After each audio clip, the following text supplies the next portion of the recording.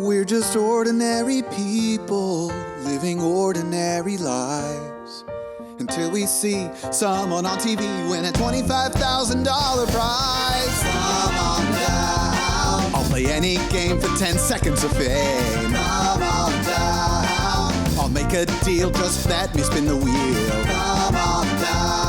To win $1 million, all you need is a little luck and thorough knowledge of multiple disparate trivial subjects.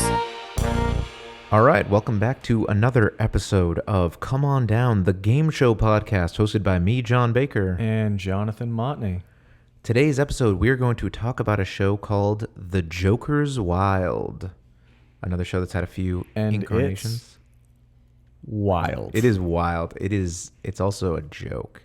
I'm sorry, that was... Hot take right off the bat. I don't know if that made any sense.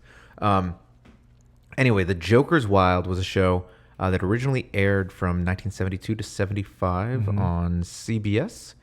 It was hosted by an old friend of ours. Old friend. And by that I mean a guy who died before we were born, but we've talked about on a previous podcast, that being Jack Barry. Jack Barry from 21. Yes, the host of the infamous... Scandalous show 21. It was created by him, produced with his production partner, Dan Enright. Same guy involved in the 21 scandal.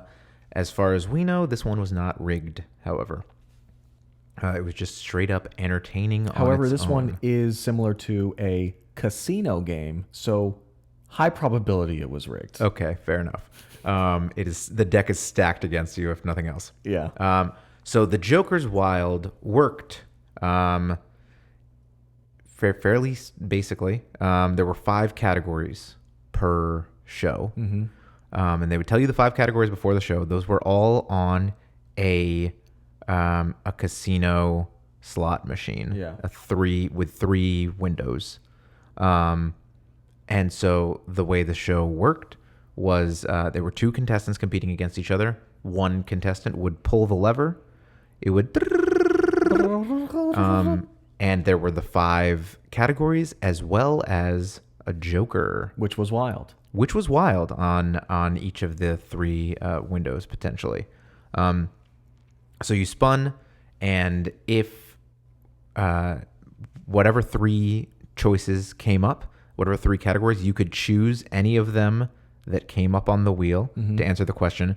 If it appeared once out of the 3, it was worth 50 points or $50. $50, if it appeared twice, it was worth $100, and if it appeared all Thrice. 3, it was $200, and you got a bonus if it was what they called a natural triple, meaning you made it with no jokers. Because remember, the Joker is wild, meaning you could use the Joker to pair with any of the other categories that came up. To multiply your cash prize. Right. So if the category was U.S. history, and you got U.S. history Joker, you could do U.S. history for 200.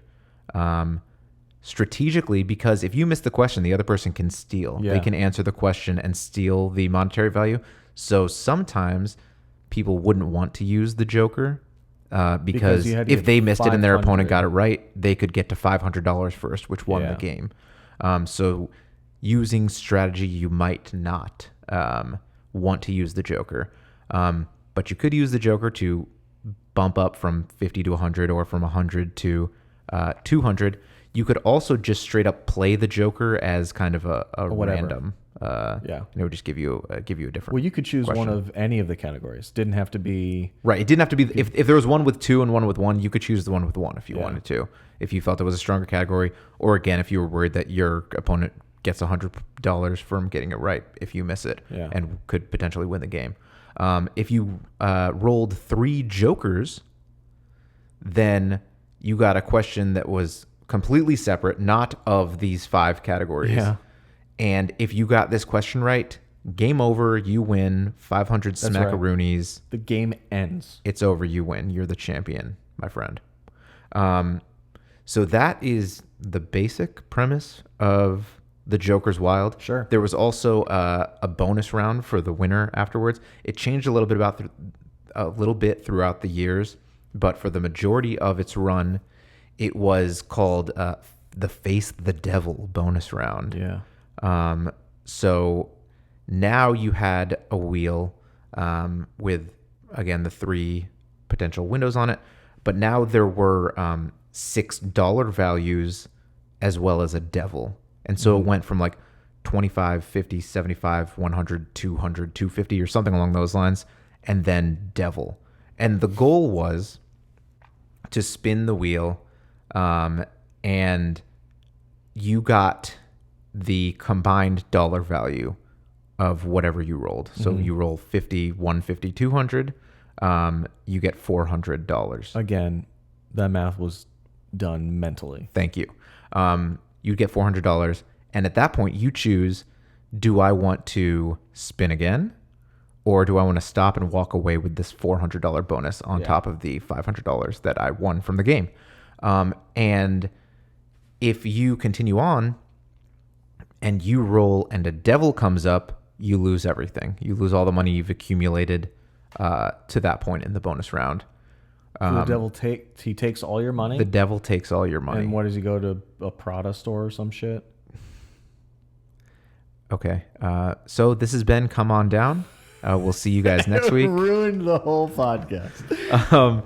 So you lose all your money if the devil pops up. And then this was another game show where the winner is the reigning champion and will come back again to face a new challenger for the next episode. So you can accumulate this money over time.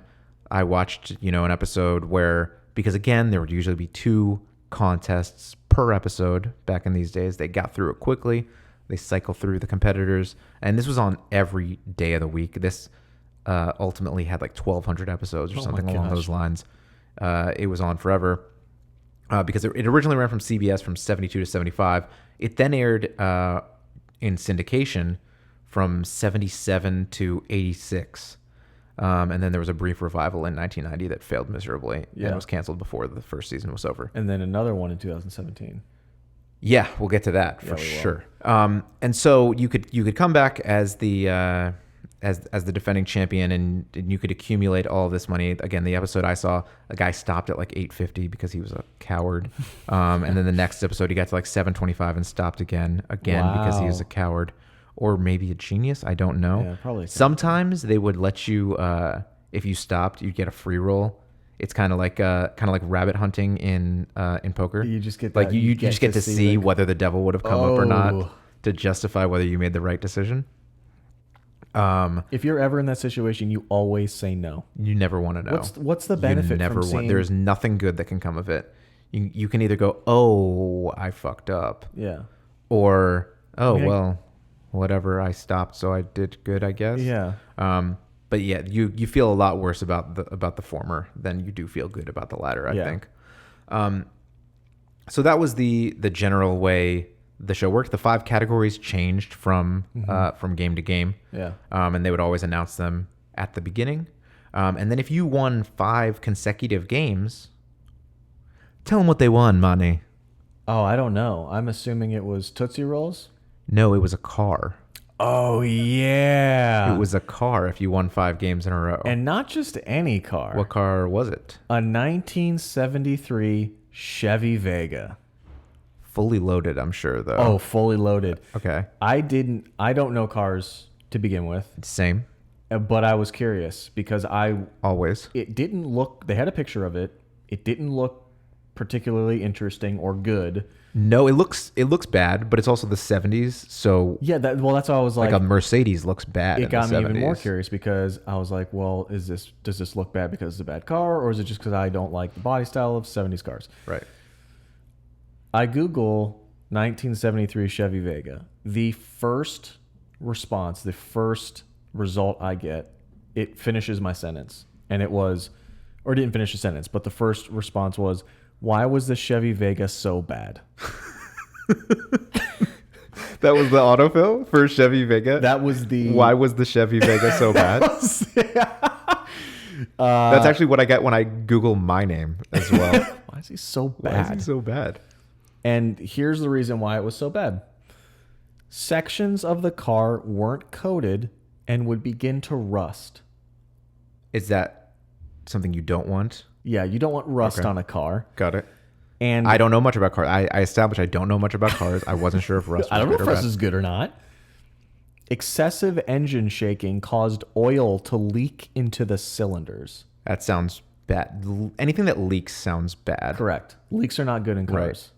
Unless Are they you're good in cooking anything? and you got a leak in there and you're doing a cooking show in your car and it's called Car Cooks. I don't know what you just did there. I'd like to riff with you, but I don't know what happened. Hard pass on this riff, thank you. And so wasn't a great prize. It's a bad car. It's like a dangerous car. Oh well, I mean, it didn't seem that hard to win 5 consecutive shows in a row. But the other weird thing was every 5 shows you won. Like if you won 15 shows in a row, you get 3.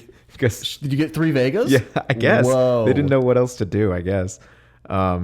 You would, every 5 shows in a row. You know what I bet happened? Chevy probably knew this car was bad, and they were like, "We need to get rid of these. God, please give them away." They were like, "Yeah, just give them away every episode." Yeah, and they're like, "Well, I don't know. We want people to keep tuning in. Yeah. We need the drama of this guy's going for his 5th game. Tune in and see if he wins the car." And Jack Barry was like, "Look, I can't make this seem shady. I kind of have a past. He had a little bit of a past, with being not."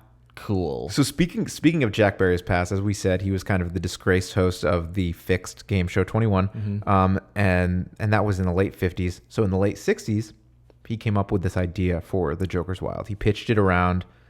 They did a pilot in like 1968. It was quite a bit different. He tinkered until he was able to get people to buy in on it. Eventually, CBS bought in on the idea. Under the guise that Jack Barry is not hosting this show. No, Jack Barry can not. create this show. He can be the producer, but he's not going to host it. No. They went through like 6 or 7 different potential hosts that all either turned them down or got hired onto other game shows. Yeah. That maybe didn't have what would be considered the stink of Jack Barry on them at that point. It was actually so the last guy they came to before Jack Barry, and they thought that this was a done deal, was they got this guy called Bob Barker to host the Joker's Wild. That's a strong name. Yeah, and then this other game show called The New Price is Right came along, Ooh. swept up and grabbed old neuter and spay Bobby over there. And so eventually there were no other adult males left in the world that hadn't turned this down, and Not they just said, in the entertainment "Okay, industry, Jack, in the world." Okay, Jack, you can host the show." But they gave him like a really short-term contract. The show was going to be, again, every single day or every weekday. Yeah. And they only gave him like a 10-week contract or a 13-week contract or something along those lines. But after the show became successful, they gave him a regular contract and said, "Okay, you're." Because he's good. Of course he's good. And Jack Barry is he's a pro. Great This host. guy was He's a pro. quick. He never gets thrown off. I mean, in the episode I watched, and I believe it was the first episode, the spinner got stuck. Like the first one locked in, the second one got stuck, and it was going back and forth because they were using like some sort of an actual apparatus that made it Right. It was spin. it was an actual spinning thing projector. I mean, they didn't have computers to fake it at this point. And it got stuck. They were using those to put people on the moon. That was it. That was what computers were for. And he recovered beautifully. He looked like a veteran. He was. He was. He was a pro. Unfortunately, he died in the middle of the syndicated run. Yeah. And another host had to take over, which was not his choice. He was going to retire at the end of 1984. He had chosen his successor, and then he had a heart attack and died in 1984. And his old buddy Dan Enright, our old buddy Dan Enright, was like, I didn't really like that guy anyway, and cast a different guy to be the successor. Now that Jack was out of the picture, kind of a dick move. It's kind of par for the course for Dan Enright. Yeah. You know what I'm saying? It was kind of crazy how quickly these guys bounced back from being ostracized from the community to come back and do this show. This show made them millions of dollars. Yeah. I mean, they became millionaires. Speaking of millions, this was also the first show, the first game show on television to advertise a $1 million prize. Really? Yeah. I didn't know that. Which, well, first of all, it's kind of bullshit. It was they fudged the numbers a little bit. So they advertised it as $1 million game show. It was the Tournament of Champions. So, Jeopardy does that a lot still now. Like the great players, people who've won a lot of games, will come back and compete against each other in this tournament. I think it was 16-person tournament. So obviously, bracketed 2 at a time going through this tournament.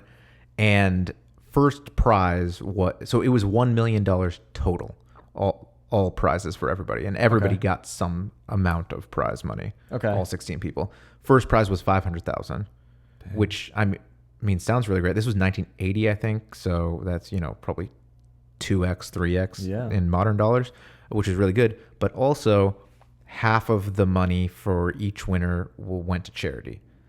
So that's bullshit. So $500,000 went to the people, and $500,000 went to charity, which is, that's kind of a ruse. You don't win $1 million. It's not $1 million. They gave out $500,000 and then they donated $500,000 to charity, which they should be doing anyway, is what I'm saying.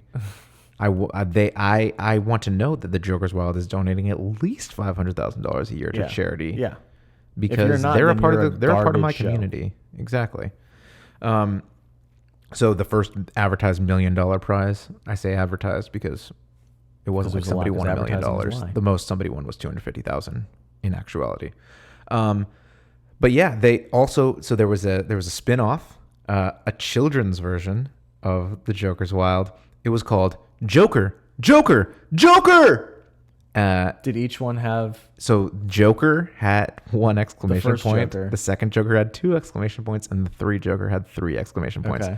And it was basically the exact same game, just with more exclamation points, exclamation points, and easier questions. Okay. And like every kids are stupider. They are so dumb. And every once in a while, like their parents would help them spin the wheel or something like that, but they couldn't help them answer questions. They could help them with strategy. Wasn't it just like a lever? Yeah, I don't know why. They could help them with strategy, but they could not help them answer the questions. Okay. It ran from 79 to 81. Joker. But yeah, that was pretty much the show. It had a revival in 1990. Again, as I mentioned, they changed a bunch of the rules for some reason, and that was a bad idea, I guess, because it literally lasted less than 1 season before it was canceled. So that was kind of a bummer for them.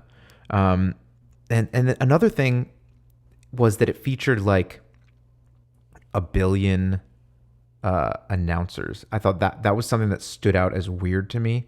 Like all throughout the show, like you're kind of used to, so Johnny Gilbert is the Jeopardy guy. This is Jeopardy. And you get used to that voice. The same thing with the Rod Roddy on Price is Right. He it's does comforting. Come on down. Trademark. It's like a blanket for your ears. So yeah, it's comforting. You get used to it. They had like 7 or 8 different announcers throughout the run of this show, which I thought was a little weird. The voices always changing. Like the show was going through puberty throughout its entire run, which was a traumatizing time for me. So I think that made me a little uncomfortable. I was. You still have PTSD, post-traumatic stress disorder. Yeah, that's what it stands for. And yes, I think I do. Well, like I was a late bloomer. Yeah, same. You knew me in high school. I was probably like 5'3" when I started freshman year of high school. Yeah. And I remember like remember back when we had landlines with our families, and for anybody who doesn't know what that is, if you were to walk out on your front lawn and there was previous war that had happened there, if you were to step on a certain sensor. No, that's a landmine. Wait, what did you say? Landline. Okay. Yeah. Okay. So I think most people know what landlines are. Right. Yeah. Clearly. It also has to do with wars in your front yard. But so yeah, we had a landline. We weren't one of those like fancy people. Some people I knew, like their the kids had their own landline and the parents in like had their room, like upstairs, like the upstairs of the house would have a different phone number than the downstairs of the house. So if you were calling, you knew like either your friend or his sister was going to pick up. It wasn't going to be the parents. That existed. Yeah, some people had that. That was like top technology at the time. I don't know. It seems expensive. Maybe not. I don't know. But anyway, we didn't have that. We just had the one line. So if somebody was calling for me, if they were calling for my mom, my sister, my dad, whatever, they're calling the same number, and any one of us could pick up at any point in time. Right. So I remember, and I don't know if you experienced this, but like as a younger boy, when I would answer the phone and people would be like, "Oh, hi, ma'am. Is your husband home?" Or things like that. And that just like hurt me. It crushes you. It hurt me as a so boy. You're much. struggling to find yourself. You're trying so hard to be a man or a boy, and you could have a week straight of like lifting weights, or which I often did and still as do. a 12-year-old, and all it would take is for one of those instances to just bring you straight back. Ma'am, God, just getting called ma'am, or like, "Oh, hi, Diane, Mrs. Baker." No, I hated that. So I got to a point where I would kind of put on a phone voice. Okay. Like, hello. Like when you answer the phone. Okay, let's do it right here. Hello. Hi. I was hoping to speak to the man of the house. Yeah, this is him. Are you? Can't you tell I'm a man? Are you okay? By my voice? Okay, well now I'm in a definitely don't think house, you're a man because you certainly. were calling yourself a man. I'm obviously a man. Okay, well, No, we don't want your knickknacks. Goodbye. So that was kind of how it went usually. how did they know I was selling knickknacks? but I also remember around I don't know, I was probably like 13 years old. And my family went to this restaurant for dinner one day called Down Under Pub and Grub. So over by Stonebriar Mall. I remember that place. It's supposed to be an Australian restaurant, but it wasn't. It's like Outback is an Australian restaurant. Why would you make a face at that? What? Why would you make a face at that? I love Outback. Name one other Australian place that we have. I can't. That's right. Okay, I'm sorry. So by default, it is Australian. It is. Okay, you're right. Outback and Down Under Pub and Grub, the two best Australian places I've ever eaten. But I remember being there and I wanted something that was off the lunch menu. But again, I was there for dinner. Okay. But they'll still list the lunch menu on there. You had a tiny baby boy physique, and you didn't want to. You couldn't eat. I couldn't eat the whole chicken fried steak. I needed the half chicken fried steak. Right. So I remember the waitress came around and I said, "Can you order the lunch menu for dinner?" And I said it in a voice similar to that. Mm-hmm. Again, I was like 13 years old. Yeah. And I remember the reaction from my family was just one of abject mockery. And oh man, what was that voice? What are you doing? My parents just giving me shit. And I mean for years. Like if I go to 20 years later, if I go to a restaurant with my family, they'll be like, "Oh, so you're not going to do order voice today?" That's what they call it, order voice. It was humiliating. Is your family a frat? Basically, did you grow up in a frat? They haze the shit out of me nonstop. It's intense. But yeah, so I accidentally used my phone voice at the restaurant. And I was met with ridicule that continues to this day. Wow. That's tough. That's got to be tough for you. I can relate to the Joker's Wild with this whole voice changing situation and how difficult it is. Yeah. How tough it is. Man, high school as a late bloomer, it's tough. I also remember like getting around 15, 16 years old when you get in relationships with the fairer sex and things start to get physical on some level. I remember like consciously like having the thought of like, oh, I can't let her put her hands down my pants because I don't have enough pubes, and that'll be embarrassing. I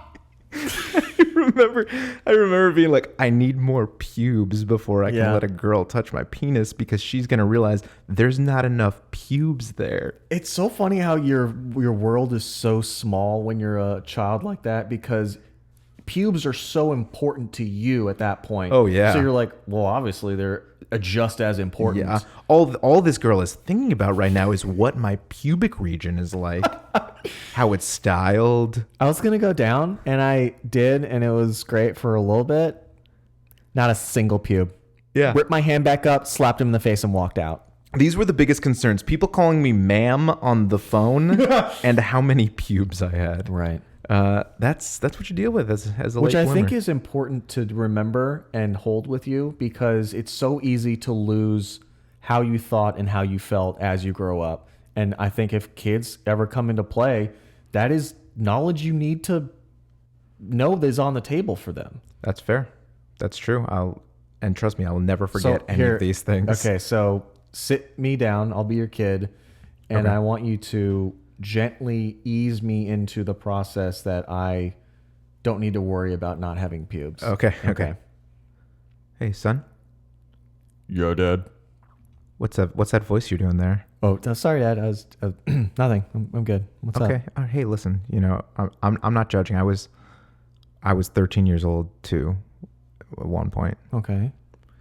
I know what you're going through right now. Yeah.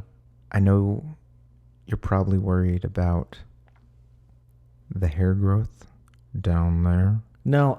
Not. Wait. Down. So you're not talking about like armpit hair? No, like around your penis. Oh my God, Dad. What? I just want to let you know that girls don't care about your pubes. They don't? Everybody's got a different amount of pubes that come in at a different time. Do you have pubes? I've got way too many pubes now. Does Mom have pubes? I don't let her. Look at that. Wow. All right. Well, good talk, Dad. Thanks. I listen. I love you. I love you, bud. I love you too, Dad. Don't do that weird voice again, though. I will make fun of you for the rest of your life. Okay. Good to know. Yeah, I mean, so that's pretty much what it's like. Mm-hmm. And the kids need to know. Yeah, so great Joker's Wild talk. The Joker's Wild, like we said, it had a very failure of a revival in 1990. It has had a probably more successful revival in recent years, starting in 2017, did we say? 2017. For 2 seasons it ran. It had a new host. I mean, Jack Barry has been dead for over 20 years. And they tried to get his ghost, but he was like too expensive. He was busy. He had some other. He was doing the Price is Right. He was rigging heaven. So they got Snoop Dogg, the Snoop D-O-double-G. D-O-double-G. To host the revived The Joker's Wild on TBS, and then it later switched to TNT, I think. Yeah. Because TBS is very funny. TNT is We Know Drama. They thought it was more drama than funny. Which I agree. Game shows It's a dramatic show. Definitely going to be more drama than... So we got Snoop to host this 2017 revival. We did. And I went into this, and it took me... I'm still not sure if I love it or if I hate it. Yeah. It is one of those shows where it is... First of all, it's ridiculous. Absurd. If you know Snoop Dogg, you know probably 2 sides of him if you're our age. One side is a rapper who would talk about... gangbanging. Yeah. Drugs. Killing, bitches, hoes were on a constant loop throughout each song, essentially. And now he's in his little burgundy tux, and he's talking about spin the wheel. Yeah. I'm not going to do that voice. That was bad. Thank you. you. And probably highly offensive Right. to our Asian listeners.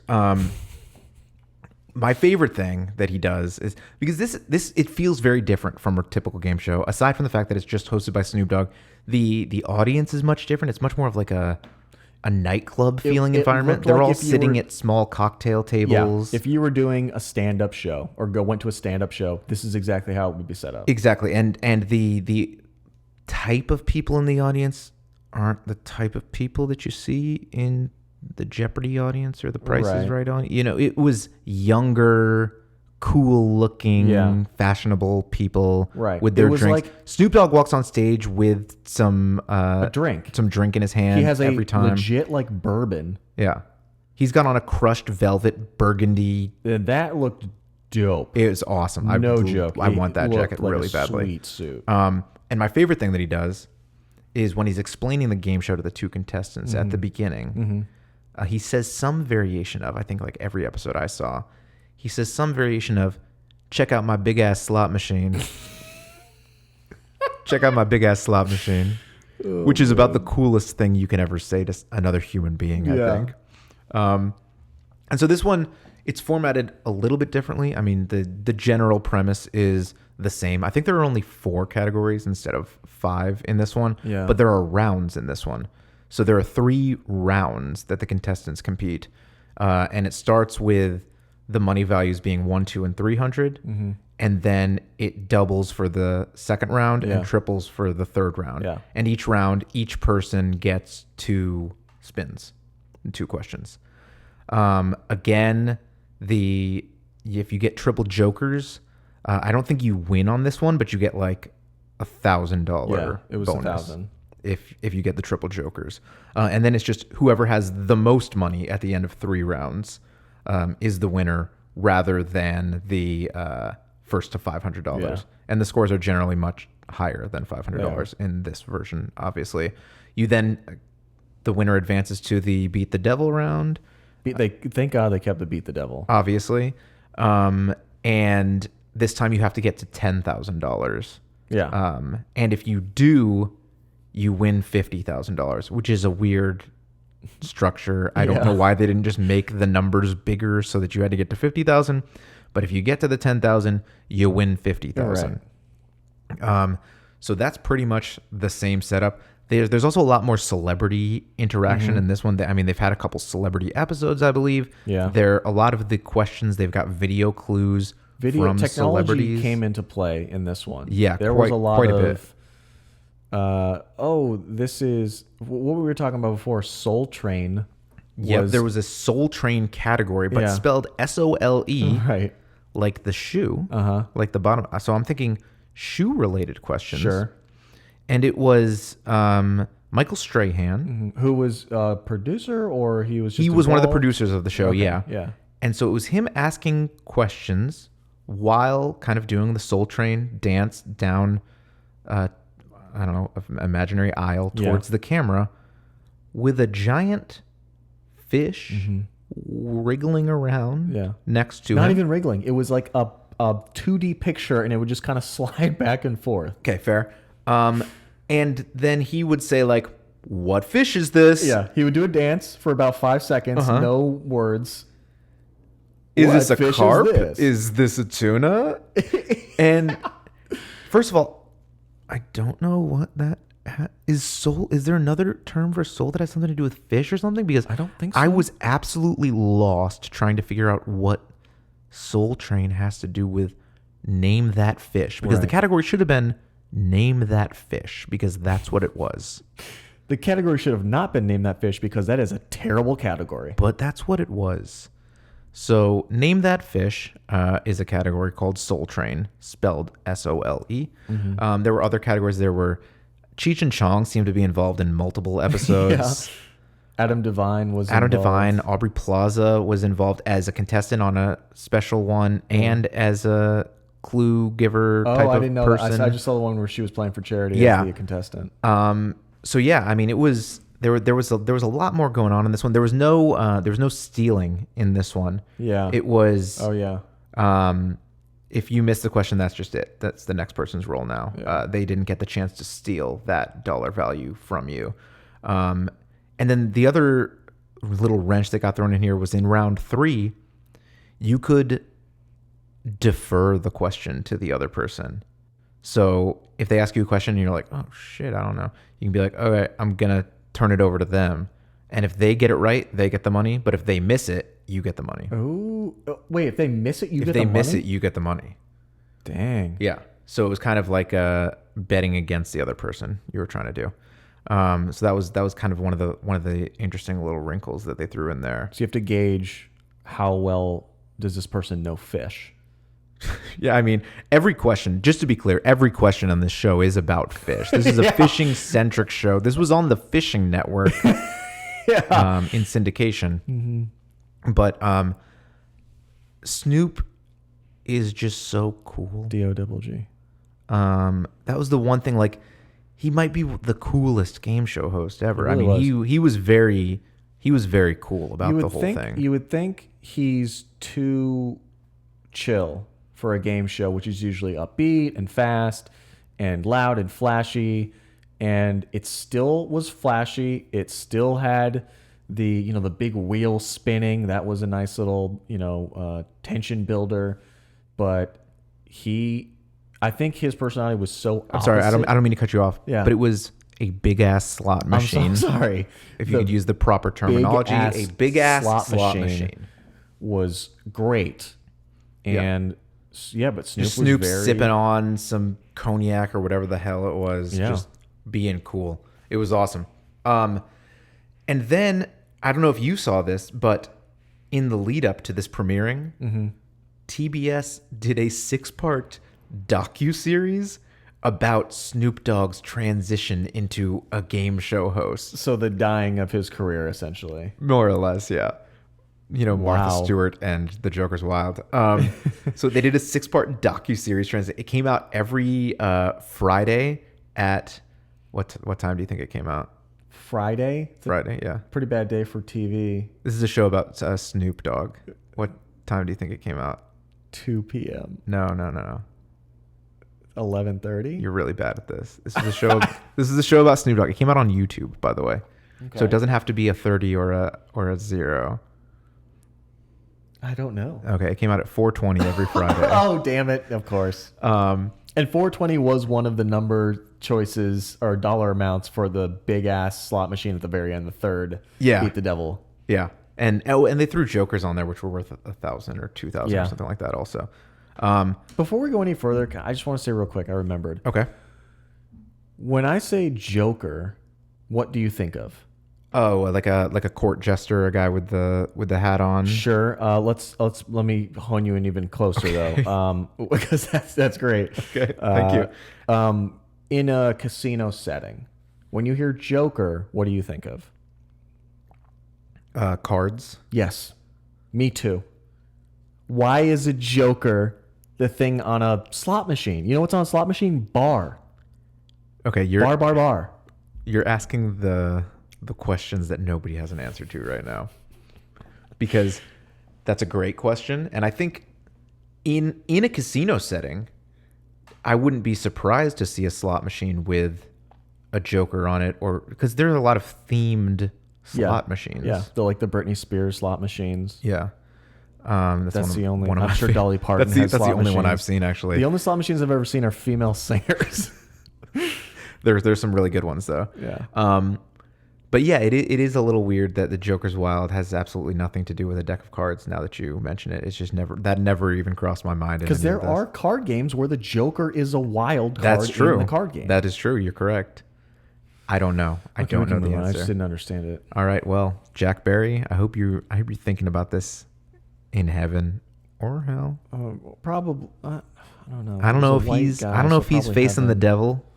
Yeah. There was a little bit of I mean, the devil's involved in this, so maybe he had he's a millionaire. Maybe he sold his soul to the devil to become a millionaire. And the devil's like, okay, all right, get this. Okay. Big ass slot machines. Jack Barry's like, of course. Okay. All right. You spin it. Mm-hmm. Put the Joker in there. The Joker. Wait, the Joker from the deck of cards? Yes. It is now. It's in the slot machine. It's not in the deck of cards? Correct. Okay. Go on. I'm following. It's wild. All right. The Joker's Wild. And get this, last round. It's gonna be 3 rounds. Last round, you got to beat me, the devil. What do you think? Hey, Jack, what do you think? Great. You look stunned. What do you think? I'm gonna go talk to CBS right now. So yeah, that's pretty much the Joker's Wild where it is right now. I don't know if Snoop's gonna grace us with any future episodes. I hope so, because it was fun. It was a pretty fun show. I still don't like it very much, but it was something. It was fun to a spectacle. Yeah, I guess. I think what we talked about in an early episode comes into play. The stakes are so low with the dollar amounts. 50,000 though. I mean, I guess I didn't see any. The one I saw was Wiz Khalifa and Aubrey Plaza, and they were playing for charity. So I was like, I don't give a fuck. We've established that you despise charity. I just don't. Look, it's great, but if I can't put myself in that position to mentally feel like I'm winning that show. Okay. All right. I mean, fair enough. And if I'm not benefiting in my daydreams, I don't care. All right, never mind. Snoop, stick to Martha Stewart. You're out. All right, we are going to introduce a new segment. We are today on the episode that is called the Lightning Round. It's a lightning round. And I've got a question for you now. Yeah. So you know lightning. I do. I've seen it and I've heard it. The force of nature. Mm-hmm. Okay, so interesting. You said you've heard it. That's where that's what I'm getting at here.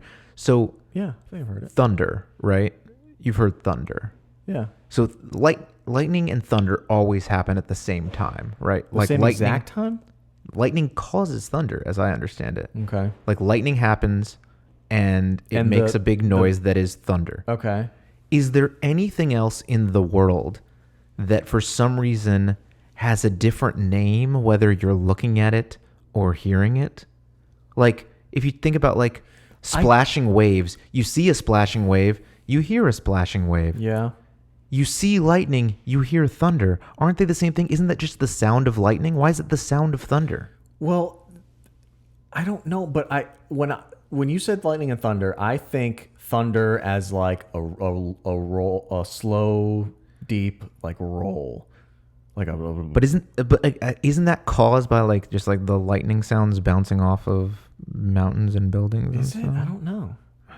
Because when I think lightning, the sound of lightning, I think the crack, the hard crack. Well, what I always heard was like, and I believe this to be true from a science perspective. Yeah. Was that the closer the lightning and the thunder are to each other, the closer it is to you. Yeah, because light travels faster than the sound. You hear the lightning, and then it's one Mississippi. Right, and that's how many miles away it is, or something like that, right? That's what I do when I hear it. Yeah. So, I mean, based on that, we're saying that the thunder is the side effect of the lightning, right? I guess. I don't know. It's weird. Dude, pass that blunt. It's weird. I'm sorry, man. These are the things that keep me up at night. Anyway, we're going to go into the lightning round now. Lightning round. You explain it because you're asking the questions and I'm trying to answer them, I guess. Yes, correct. Baker has not heard the questions before this. He has not read them. He doesn't know what's going on. What we're going to do is I'm going to tell you a quote. It's going to be a sentence or one word or maybe a couple sentences, and you're going to tell me if this was a lyric from a Snoop Dogg song. Well, I know all the lyrics to all the Snoop Dogg songs, right. So I think I'm going to do one. Damn, why did I do it this way if you know that's stupid? Or is it a quote from an episode of The Joker's Wild? Well, I've memorized every episode, so... Okay, well, you know what? Fuck this round then. Let's do something else. All right, you know what? For the listeners at home... Listener, single. For the listener at home, why don't we go ahead and go through this anyway? Okay, cool. So I'm going to read this to you. You tell me. This is actually called Game Dog or Gangsta Dog. Game Dog or Gangsta Dog. So you're going to tell me, is this a Game Dog or a Gangsta Dog? Okay. Remix. See, I mean, logically, I would think that is a Gangster Dog, but because you included it in here, I'm going to go with Game Dog. It's a trick question. Game Dog. You're right. Game Dog. Yes. Joker's Wild, Season 2, Episode 5. Okay. It happens all the time, so brother, don't be amazed. That sounds like Gangsta Dog. That sounds like a lyric. Yes, you're right. Song is Vapors. The album was The Dog Father. Of course. I know you're going to love what you're about to see. C leads me to believe game show, so Game Dog. Wrong. Damn it. This is Gangsta Dog. Song is I Believe in You. The album was Paid the Cost to Be the Boss. He did. Next. Paid Today is a truly special day in a real way. That's got to be Game Dog. It's got to be a special episode or something. Game Dog, season 2, episode 5. Okay. Same as the last one. So you watched that one episode? And Correct. Okay. Yes. Okay. I feel like you shouldn't have clarified at that point, so it makes it seem like you did more research. Just don't share that information. Oh, but go man. on. Okay, next one. Now let me break it down to y'all real quick. That's a Gangsta Dog for sure. Game Dog. Son of a... Season 2, episode 5. Check out my big-ass slot machine. Is that going to be in there? Because I know that one. Check out my big-ass slot machine. Oh, man. It is not in there. Damn. Okay. At the barber shop, folks always are talking about hair and hip-hop. See, because that could be a category in the show. But I'm going to go with Gangsta Dog. Game Dog, season 2, episode 5. Oh, Jesus. Oh, man. Okay. All right. The hoe gon' slip away and get away with all your cash.